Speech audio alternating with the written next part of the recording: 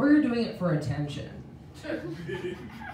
Break it down. Take any example and tell me. It's like one of those love or hate things. Are you doing it for laughter, or are you doing it for attention? And if you're here for attention, fucking quit.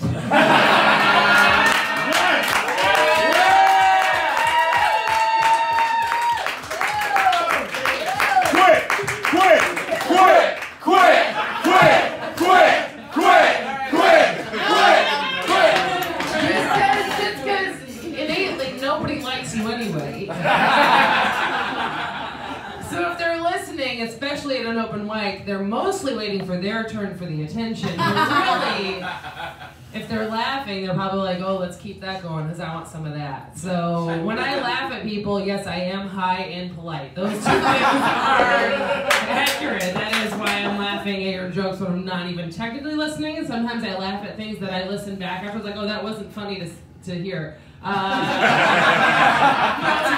don't stand by what he even said, but it sounded like the tone sounded like a punchline.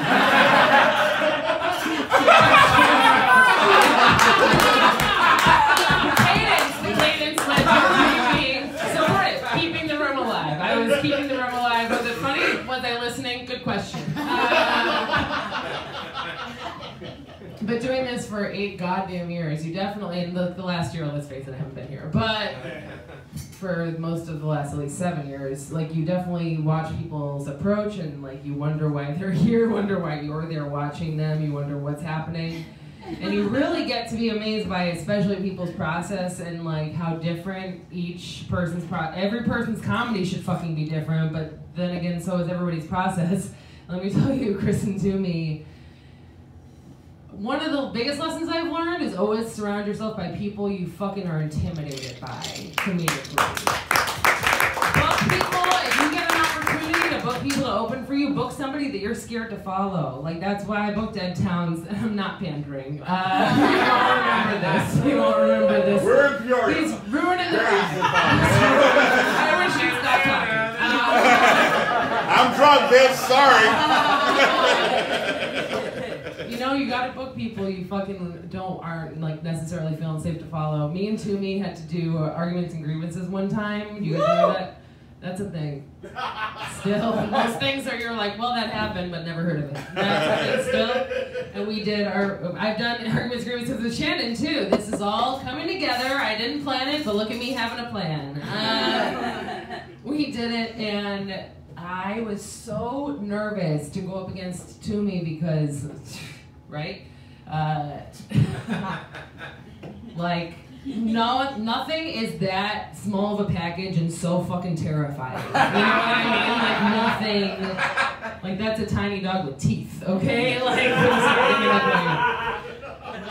but the thing is, like, I spent weeks, we're close, and we were new at our friendship too, and so I spent weeks writing down anything I could think of, because I'm like a meticulous planner. What can I think of? What is anything I can say that'll make fun of you that I'm like, that's okay to say? Let's not be honest. No, I'm just kidding. I'm like, what can I say about you? Now I have, you know, ounces and ounces like weed ounces. Weed, that's like a big number.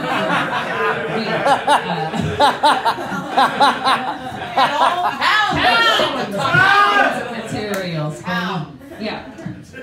But then I was nervous, so I wrote down everything I thought that was like safe to talk about. But let's be honest and say this for once, comedy does not exist in a safe space. It's not comedy if you're being let's all be, you know, kind and let's not hurt anybody and whatever you've heard about fucking anybody. Let's all be treating each other with respect, but you can't be funny if you're scared to say stuff.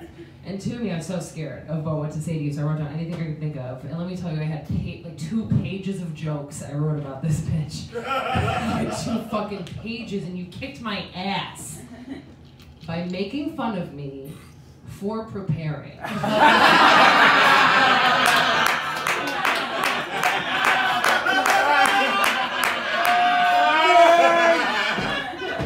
What did I write doesn't matter, because I'm a loser for writing. You won by being illiterate. You won. I can't read. I can't read. We all have different shit that makes thinks it's powerful, we're able to do this or whatever, but that was like a huge lesson of like, fuck, like I need to have like control, but this is not a place that you can always predict what's going to happen. Anyway, whatever, I'm rambling, but the point is you kicked my ass, fair. I got mine when I kicked Shannon's ass. Yeah. I had help writing those jokes too. Me and Shannon both had help. Our friend Mike, who's not here, he wrote both of our jokes. The best. My favorite one was Shannon's favorite snack is vegan beef jerky, because that's also their gender identity.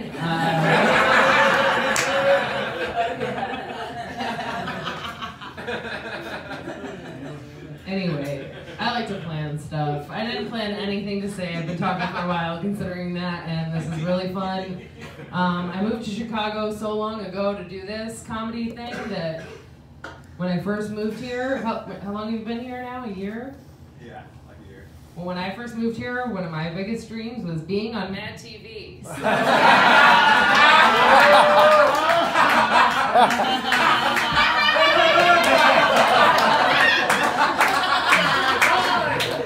did I get to open? And I mean, open doing 5 minutes hosting for Aries Spears at the Chicago Improv in Schaumburg? Yes, I did. Does he do 10 minutes making fun of the mentally handicapped? Yes, he does. Which one of us will be back? It's him. It doesn't matter who I'm talking about, it's always a him. I've learned a lot of lessons. This room has taught me a lot of them. I will say other things I learned is like you gotta have real people in this city too. And you know, have fun hanging out with each other, but just, you know, you can do cocaine in every 4 a.m. bar in Chicago and you're still not gonna be famous. You can even be given a coffee table that Chris Farley did cocaine off of. Yeah. And all you have is a coffee table. You have nothing. So be careful, be good to each other. I thought of a closer, but you know what I mean, it's gone. Fuck that! Just like you, bitch.